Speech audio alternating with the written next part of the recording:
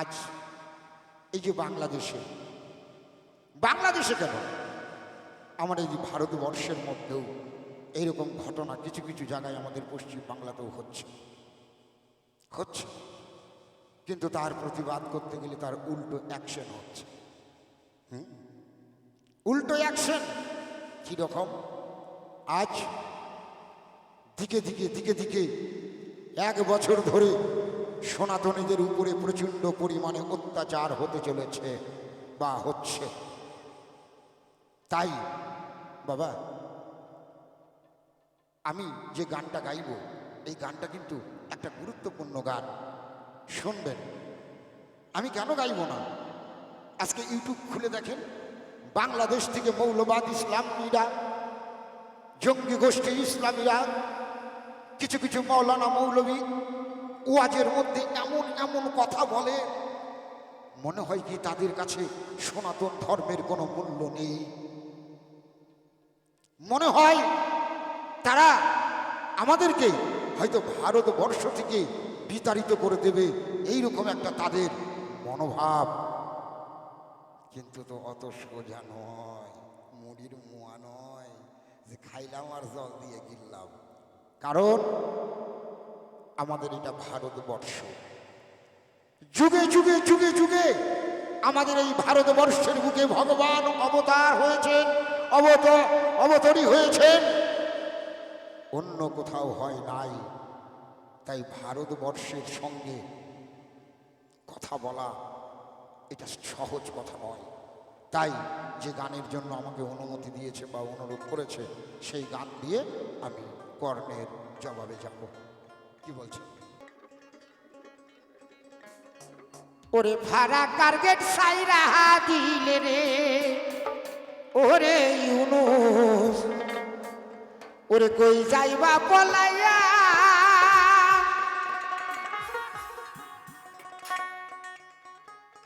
ওরে যুদ্ধ সারা বাংলাদেশটা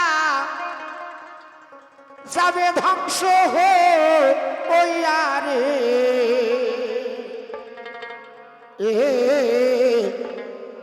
ভাড়া টার্গেট সাইরা দিলে রে।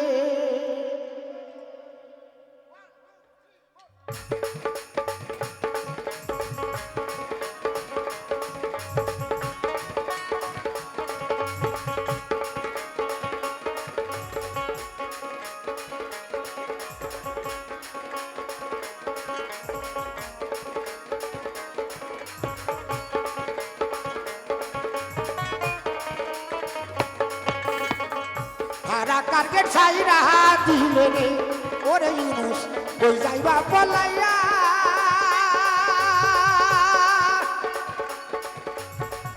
যুদ্ধ সারা বাংলাদেশটা, যুদ্ধ সারা বাংলাদেশটা যাবে ধ্বংস হইয়া রে। ভাড়া টার্গেট সাইরা দিলে রে, ভাড়া টার্গেট সাইরা দিলে রে।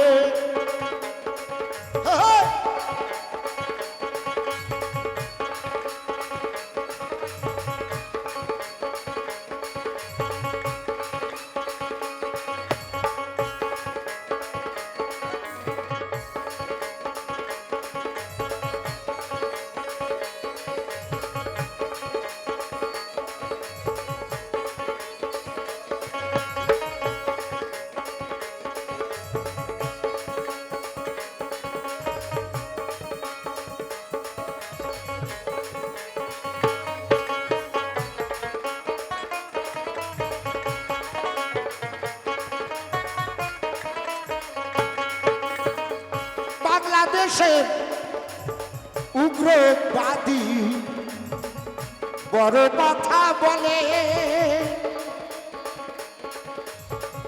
যুদ্ধ কইরা 7 সিস্টার নিতে চাই দখলে।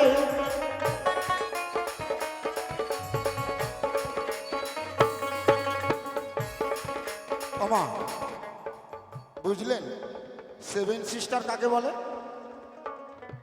চিকেন নেক, অর্থাৎ এই যে 7 সিস্টার অর্থাৎ 7টা রাজ্যের সঙ্গে বাংলাদেশের সঙ্গে যোগাযোগ আছে। এই চিকেন নেক, এই চিকেন নেকগুলো দখল করতে চাচ্ছে। এই 7টা চিকেন নেককেই বলা হচ্ছে 7 সিস্টার। তাই কি বলছে? হ্যাঁ,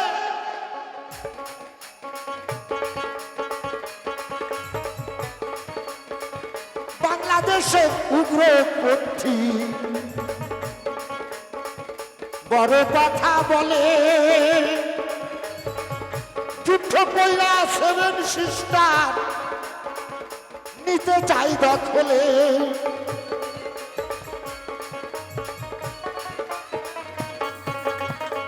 ছোট মুখে বড় কথা কেমন কইরা বলে, ছোট মুখে বড় কথা কেমন কইরা বলে, এমন কথা কইতে পারে, এমন কথা কইতে পারে যার সন্তান হইলে রে ফারা টার্গেট সাইরা দিলে রে, ফারা টার্গেট সাইরা দিলে রে।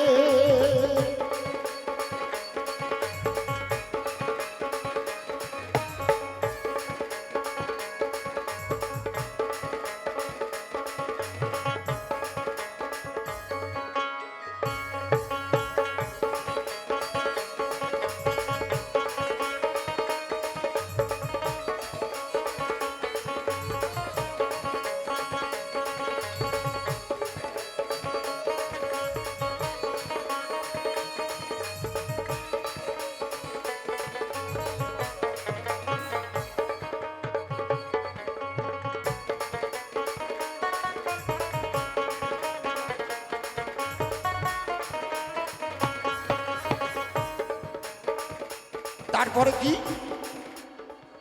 ও মা, ও বাবা, একটা কথা মনে রাখবেন, আমার বাড়ির পাশে যদি ঝগড়া লাগে আমি কিছু বলবো? আমার বাড়ির পাশে অন্য বাড়িতে ঝগড়া লেগেছে, লাগুক, আমার কি দরকার আছে? আমার বলার দরকার নাই।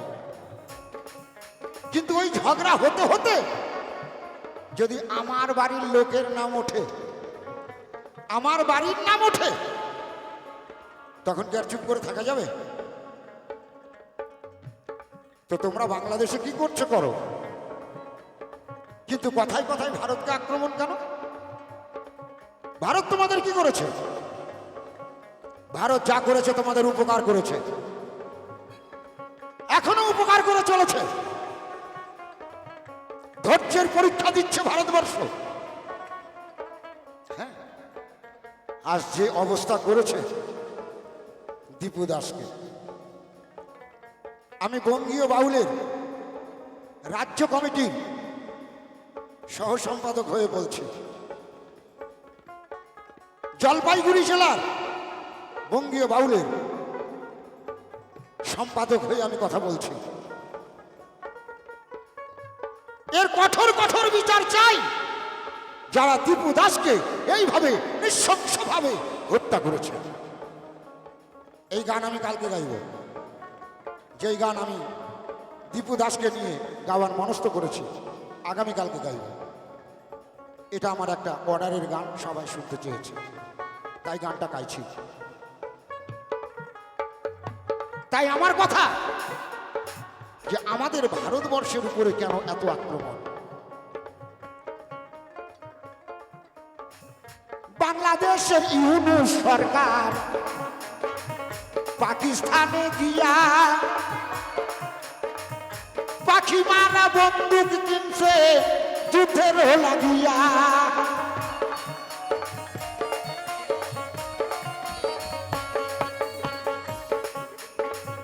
বাংলাদেশের ইউনূস সরকার পাকিস্তানে গিয়া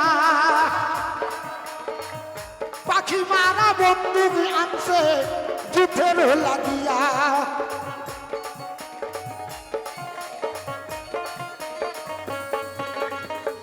পিপিলিকার পাখা গজায় মরিবার লাগিয়া।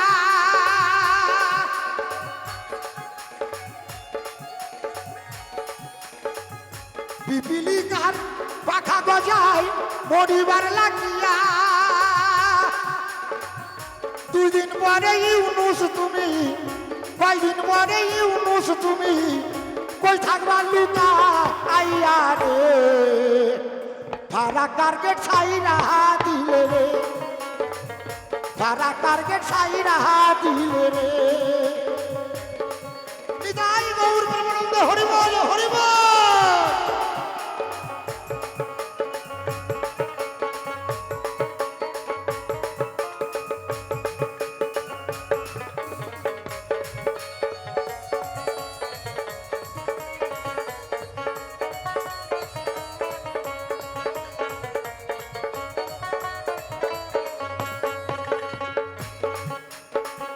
প্রাক্তন সেনাই হুমকি দিল ভাই রে, নিশায় মগ্ন হইয়া কলকাতাটা করবে দখল সেনার দলকে লইয়া।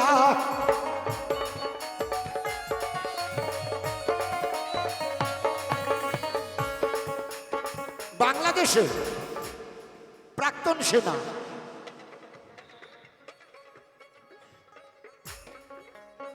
বাংলাদেশের প্রাক্তন সেনা হুমকি দিয়েছে কি সেনার দলকে নিয়ে কলকাতা দখল করবে। হ্যাঁ, ওর বাপের সম্পত্তি, তাই না? আমাদের ভারতের সেনা নাই, আমাদের ভারতে কোনো ক্ষমতা নাই না। আয় দেখি, হ্যাঁ, আরে 2 মিনিট টাইম লাগবে না, 2 মিনিট। বড় বড় কথা বলো না, মানে গায়ে মানে না আপনি মরো। হ্যাঁ,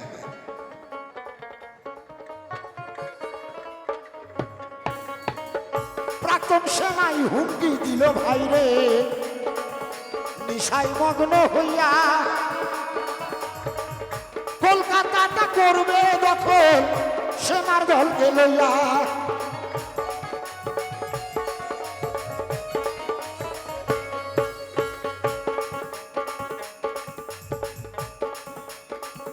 ছোট মুখে বড় কথা কেমন কইরা বলে, ছোট মুখে বড় কথা কেমন কইরা বলে, এমন কথা কইতে পারে, এমন কথা কইতে পারে, মাথা খারাপ হইলে রে, ফারাক টার্গেট ছাইরা দিলে রে, ও হায় রে, ফারাক টার্গেট ছাইরা দিলে রে।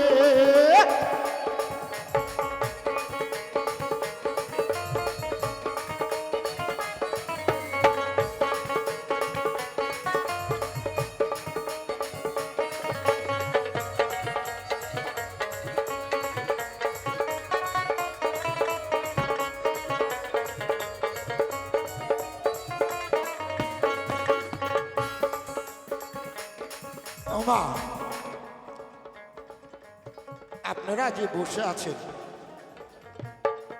আমরা যদি সনাতনীরা যদি জাগ্রত না হই, আমাদের এই সনাতন ধর্মের মানুষ যদি আমরা ঐক্যবদ্ধ না হই, ভাবছেন না আর কয়েক বছর পর এখানে কীর্তন করতে পারবেন না, তিলক কেটে বসে থাকতে পারবেন না। হ্যাঁ, যদি প্রতিবাদ না করে তোলেন। আজ মালদার বুকে কি ঘটনা ঘটল মনে আছে? নৃশংসভাবে হিন্দুকে মারা হলো, হিন্দুর বাড়ি ঘর জ্বালিয়ে দেওয়া হলো। আমরা প্রতিবাদে নেমেছিলাম, আমাদেরকে পুলিশ ঠেঙিয়ে উঠিয়ে দিল। পুলিশটা কার? পশ্চিমবঙ্গে পুলিশ কার? রাজ্য সরকারের। তাহলে রাজ্য সরকার কি আমাদের সনাতন ধর্মের জন্য কোনো কথা বলবে না?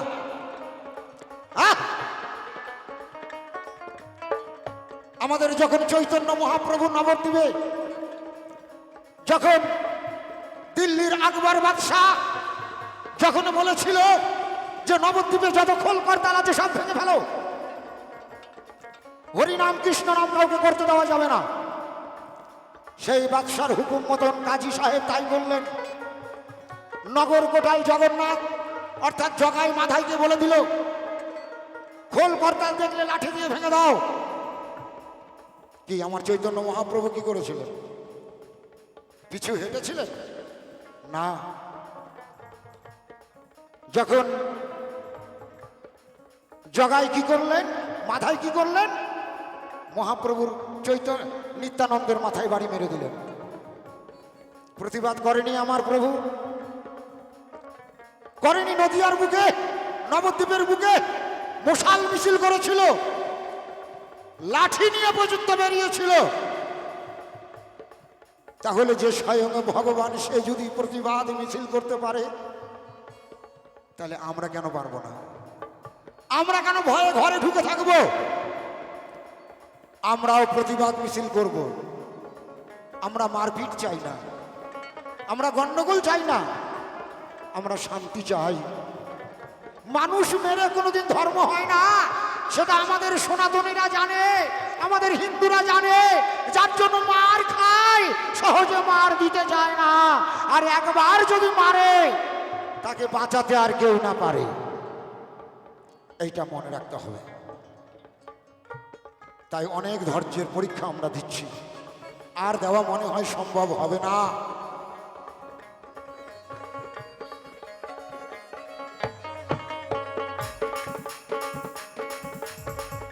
মামুনুল হক, ইনাইতুল্লাহ, রফিকুল মাদানী,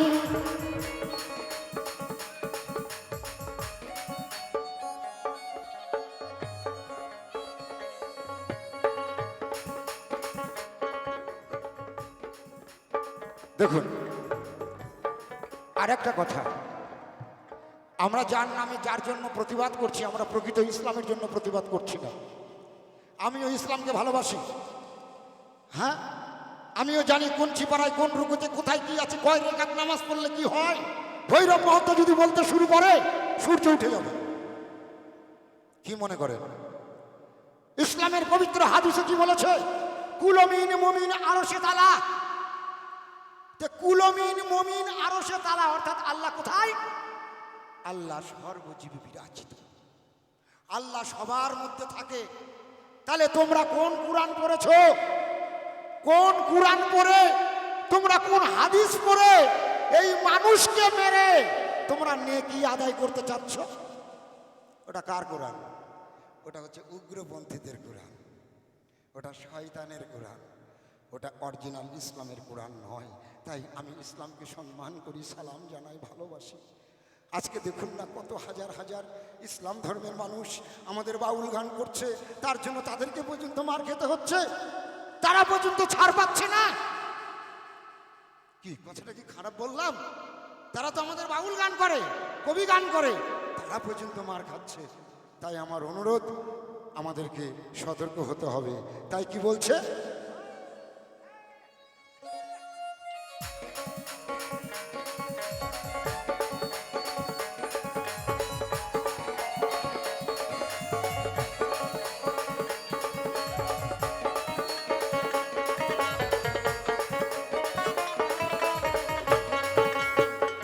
মামুনুল হক, ইনাইতুল্লাহ, রফিকুল মাদানী, বাংলাদেশের সন্ত্রাস তারা, ভিতরে শয়তানি।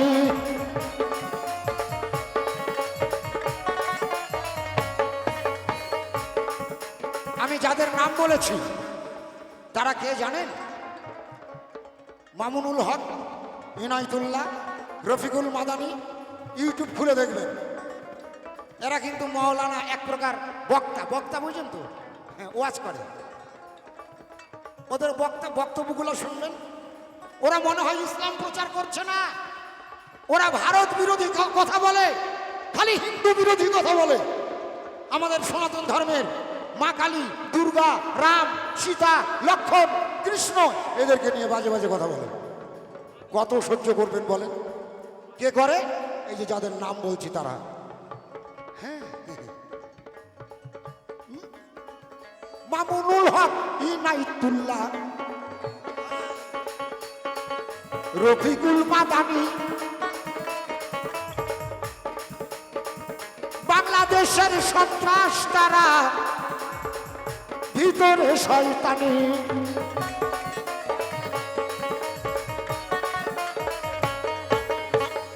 বাংলাদেশের মন্দিরগুলা ভাঙাইতেছে তারা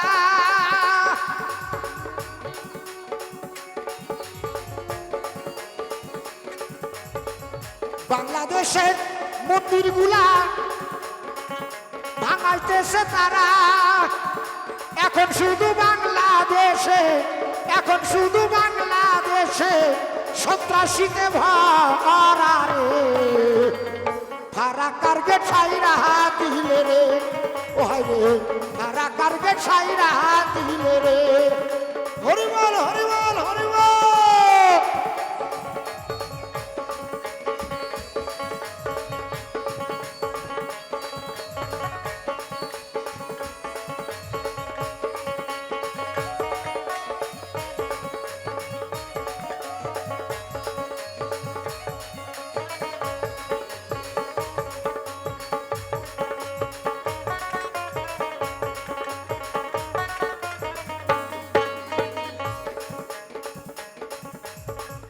বাংলাদেশের হিন্দুদের উপর এত নির্যাতন নির্যাতনটা শুরু হয়েছে ইউনূসের কারণ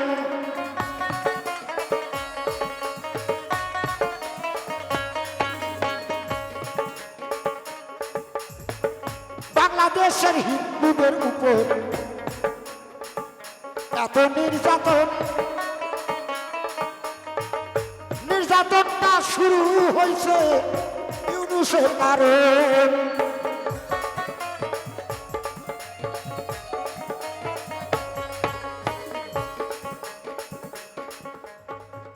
বাংলাদেশের হিন্দুরা যখন ঐক্যবদ্ধ হলো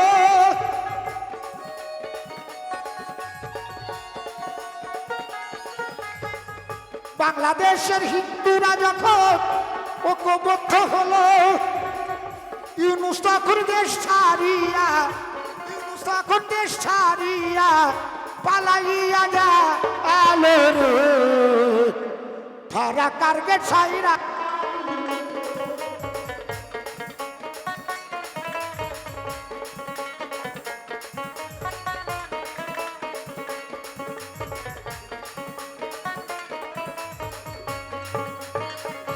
এই পর্যন্ত বাংলাদেশের ঘটনা সমাপ্ত যে করি বদন ভরে প্রেমানন্দে বলুন হরি হরি বলি বলুন হরি হরি বলুন বলুন হরি হরি বলুন বলুন হরি হরি বলুন বলুন হরি হরি